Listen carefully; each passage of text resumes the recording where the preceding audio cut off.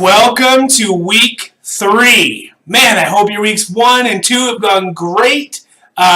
We're at week 3 of the regular season, and I want to give you a little bit of an edge from your opponents this week. So we're going to get you a week 3 waiver wire studs. Who is it that outperformed expectation last week, probably not owned in your league, and you can go out there, look, and see if you can increase the effectiveness of your roster.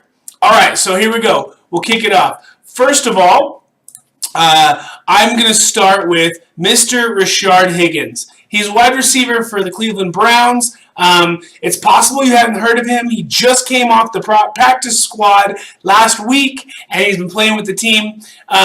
There's some big reasons why you should look at Rashard Higgins this week if you need some assistance with wide receiver. First of all, Kenny Britt has been struggling. He was their, go-to guy, and so because of that, they've been throwing the ball more toward Higgins. Secondly, Corey Coleman's out, and so with those two struggling and being out, Rashard Higgins has turned into the number 1 receiver on that team. Last week, he had a whopping 11 targets. That's huge. Huge. Volume is massively key for success in the NFL and with fantasy football. And so if you've got an individual who is getting targets, who's getting volume, they have way better opportunity to produce and give you awesome results. So with a guy like this who's got 11 targets last week, look for him to get a high volume again this week, and hopefully he can bring it home for you.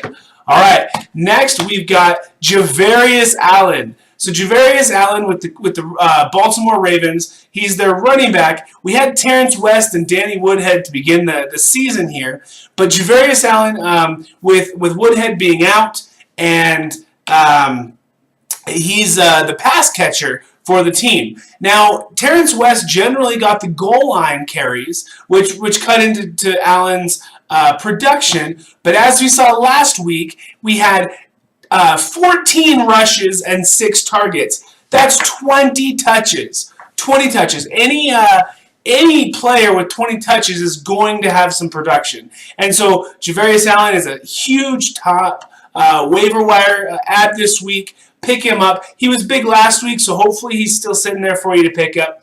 Get him and you'll win. All right. Next, we've got Chris Thompson, running back for the Redskins. Now, if he's still available, snatch him. He was also a waiver wire pickup last week. He did well week 1, so it's possible he might not be available. But here's why you want Chris Thompson. So Rob Kelly, they're starting back, potentially out with a rib injury for this coming week. So Chris Thompson's going to be their main go-to guy. He's also a pass catcher, which opens him up, on passing downs, which is great. The play doesn't have to go to Thompson for him to be able to get production. It can be a passing play, and the quarterback has to kick it out to the running back, and this guy is athletic. He can turn nothing into a huge play every single down, so definitely pick him up. Last week he had 3 rushes, 7 targets, turned that into huge production. I highly recommend taking this guy and having him there for good matchups. All right, next we got Mr. Jermaine Kearse. Now, I am a huge Seahawks fan. I've loved Jermaine Kearse for a while. The Jets picked him up this year, traded from the Seahawks. And he has immediately ignited. He is the leading Jets target. So, he's taken over there. Obvious favorite for Josh McCown. He's just been dominating. Week 2, he had 5 targets, which is respectable, and he makes the most of those. He's getting targeted frequently in the red zone, and he turns these 40-yard passes into touchdowns. And so I think Jermaine Kearse, he may not be an every week play, but he's going to be really, really valuable on some really good matchups against some weaker secondary defenses. So definitely take a look at Jermaine Kearse. I recommend taking him and having him available for those excellent weeks that he's worth playing.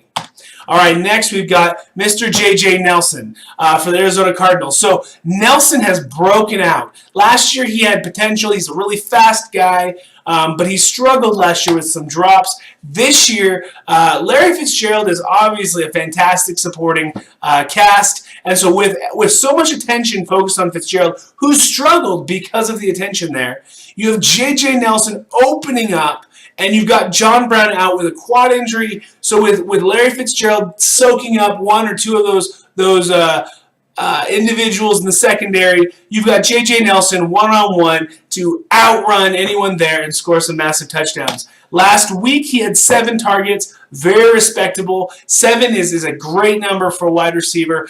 Get this guy, and he will not disappoint.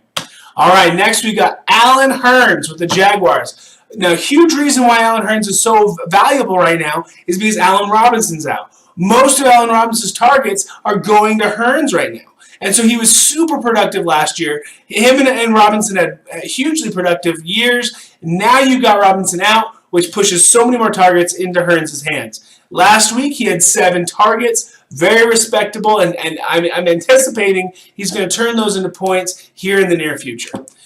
This week is a tough matchup against the Ravens. It may not be a smart play this week, but he's a great pickup, so you've got him for the week after.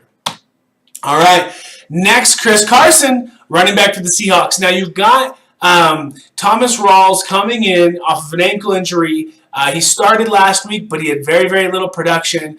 I would likely see, with Eddie Lacy being so unproductive, Chris Carson is their go-to guy. Now, Chris Carson, he's tall, he's big, and he's fast. And that's a combination that is going to lead to success for this rookie here.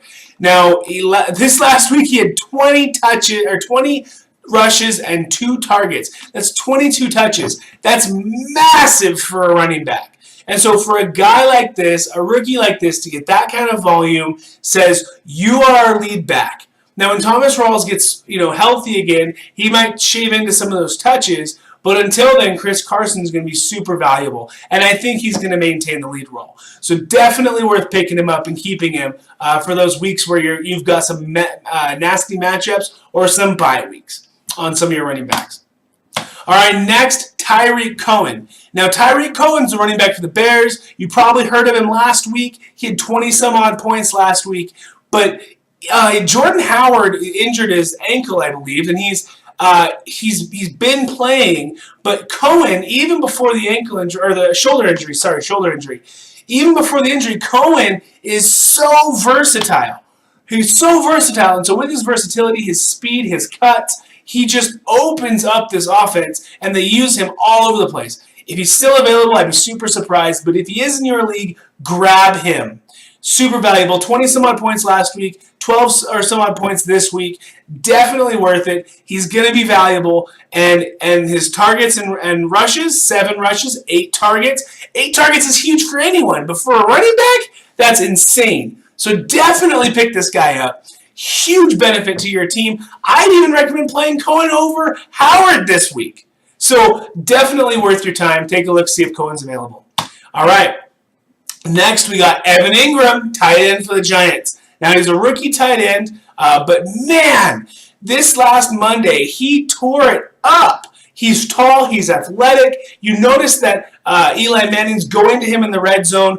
Obviously, he's got some good hands. He's a great target. I think Eli Manning's going to lean on him, especially with Odell Beckham coming back from an injury on his ankle. And so he's going to be using Ingram far more because their rushing game is weak and they pass a lot. And because of that, Ingram's going to be highly used. Last week, he saw 7 targets, got a touchdown. Definitely worth your time. If you're looking for a tight end for streaming, keep this guy in mind. He's going to be valuable in the future.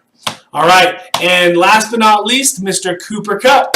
So Cooper Kupp is a rookie with the Rams. Now, he's got some pros and he's got some cons.